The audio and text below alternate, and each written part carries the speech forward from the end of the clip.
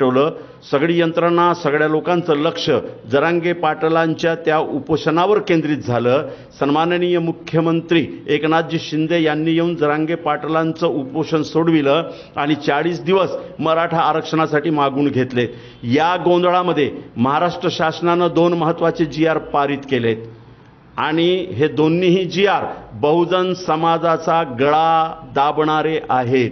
पहिला GR 62,000 सरकारी शाळा खाजगी कंपन्यांना देण्याचा करार, खाजगी कंपन्यांना देण्याची सहमती महाराष्ट्र शासनानं दिलेली आहे।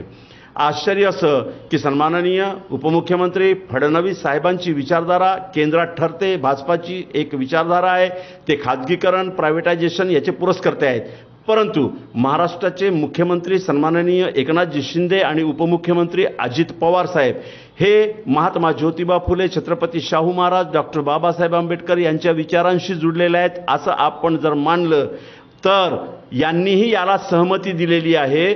ज्या महात्मा ज्योतिबा फुल्यांनी, ज्या छत्रपती शाहू महाराजांनी, ज्या डॉक्टर बाबासाहेब आंबेडकरांनी शिक्षण हे बहुजन समाजाच्या उद्धाराचं हत्यार मानलं, आता तेच हत्यार खाजगी कंपन्यांना देऊन टाकले। 62,000 या महाराष्ट्रातील सरकारी शाळा खाजगी कंपन्यांना जातील। खाजगी कंपन्यांचे कायदे तयार आहेत।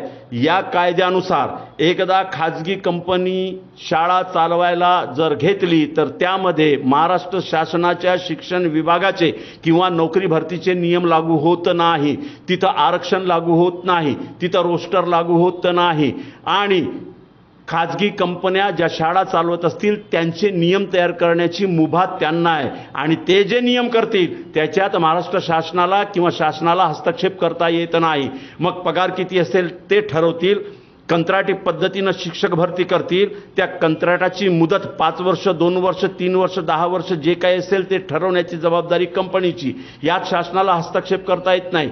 GPF नसेल, पेन्शन नसेल। एक लक्षात घ्या केवढा मोठा घोळ घातलेला आहे। आम्ही सगळे OBC भांडत आहोत महाराष्ट्रामध्ये आपापलं आरक्षण वाचवण्यासाठी। महाराष्ट्र सरकारनं मागच्या दारानं GRच आणलं की 62,000 म्हणजे एका शाळेमध्ये किमान जर 10 शिक्षक जर आपण निश्चित केले तर 62,000 शाळांमध्ये 62,000 शाळांमधले सगळे शिक्षक हे आता खाजगी कंपन्यांचे नोकर असतील। आणि ह्या कंपन्या कुणाच्या? या कंपन्या आमदारांच्या, खासदारांच्या। यांनी आधीच या कंपन्या रजिस्टर्ड करून ठेवलेल्या आहे। आम्ही गुंतलो होतो मराठा आंदोलनामध्ये आरक्षण मिळावं की न मिळावं याच्यासाठी आणि यांनी हा कायदा पारित करून टाकला, हा GR पारित करून टाकला। जे कंपन्या आहेत या कंपन्या शासनाच्या 62,000 शाळा दत्तक घेणार आहे। म्हणजे काय करणार आहेत? म्हणजे शासन जागेसह, त्याच्या आवारासह, क्रीडांगणासह, त्या वास्तूसह त्या कंपन्याला देऊन टाकणार आहेत। मग त्या कंपन्या तिथं चांगलं सुशोभीकरण करणार आहे, बाथरूम चांगले बनवतील, पंखे नवीन लावतील, वगैरे वगैरे वगैरे सोयी सुखसोयी सगळ्या उपलब्ध करून देतील। मग प्रवेश फी ठरवण्याची जबाबदारी कोणाची? प्रवेश फी ठरविण्याची जबाबदारी कंपनीची। कंपनी ठरवेल त्या प्रवेशामध्ये, त्या प्रवेश फीमध्ये बहुजन समाजाच्या पोराला किंवा कोणालाही प्रवेश घ्यावा लागेल आणि कोणत्याही कोर्टामध्ये दाद मागता येणार नाही कंपनीच्या त्या कायद्याच्या विरोधात। मित्रांनो, केवढा मोठा घोड आणि केवढा मोठा गळा दाबण्याचं हा GR आहे हे लक्षात घ्या। आणि दुसरा महत्त्वाचा GR ज्यामध्ये दुसऱ्यांदा आरक्षण संपुष्टात आणले तो म्हणजे या महाराष्ट्रातील 85 संवर्गातील सगळी पदे खाजगी कंपन्यांच्या माध्यमातून भरण्याचा दुसरा GR महाराष्ट्र शासनानं पारित करून घेतलाय। या 85 संवर्गातील उपसंवर्ग 138 आहेत। म्हणजे इंजिनियर पासून तर कंत्राटी पद्धतीनं सगळी भरती केल्या जाईल। मग तो क्लर्क असो, मग तहसील ऑफिस असो, नगरपालिका असो, महानगरपालिका असो, निमशासकीय कार्यालय असो की शासकीय कार्यालय असो, यामध्ये लागणारा कर्मचारी वर्ग हा कंत्राटी पद्धतीनं कंपन्या भरतील आणि ही नियुक्ती 5 वर्षासाठी असेल। कुणाला नियुक्त करायचं हे कंपनी ठरवेल आणि स्पष्टपणे GR मध्ये म्हटलेलं आहे की याच्यामध्ये आरक्षण नाही, आरक्षणाची सोय असणार नाही, हे खुल्या पद्धतीनं होतील। आणि पगार किती? 10,000 15,000 20,000 कंपनी ठरवेल ते एकीकडे आरक्षण वाचवा म्हणून आम्ही भांडतो आहोत, आरक्षण मिळावं म्हणून आम्ही भांडत आहोत, दुसरीकडे संविधान प्रदत्त सगळी व्यवस्थाच उद्ध्वस्त करण्याचा घाट या महाराष्ट्रामध्ये घातलंय आणि त्यात ते यशस्वी होत आहेत मोठ्या प्रमाणात. पूंजीवादी वर्ग आणि सत्ताधारी वर्ग यांची जोडगोडी किती मस्त झालेली आहे हे तुम्ही पहा.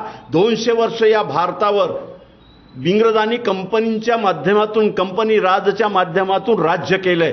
तीच प्रतिकृती नेमकी या भारतामध्ये, या महाराष्ट्रामध्ये आता अस्तित्वात यायला लागली. म्हणून बहुजन समाजातील 18 पगड जातींच्या लोकांनी, सगळ्या आदिवासी, मुस्लिम, अनुसूचित जाती, जनजातीच्या लोकांनी या दोन्ही GRच्या विरोधात मोठं रान पेटवलं पाहिजे.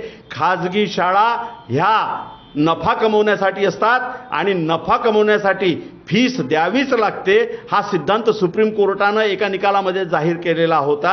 आणि जेवढा पैसा या खाजगी कंपन्या ओततील त्याची वसुली विद्यार्थ्यांच्या प्रवेशाच्या किंवा ट्युशन फीसच्या माध्यमातून ते घेणार आहेत. आरक्षण संपलं, शिक्षण क्षेत्रातून आरक्षण संपलं, 85 संवर्गातील आरक्षण संपले. आता याच्या विरोधात सगळ्या बहुजन समाजाने महात्मा ज्योतिबा फुले, छत्रपती शाहू महाराज, डॉक्टर बाबासाहेब आंबेडकरांच्या नावानं आरोळी ठोकत जन आंदोलन उभं करणं हाच एकमेव मार्ग आहे.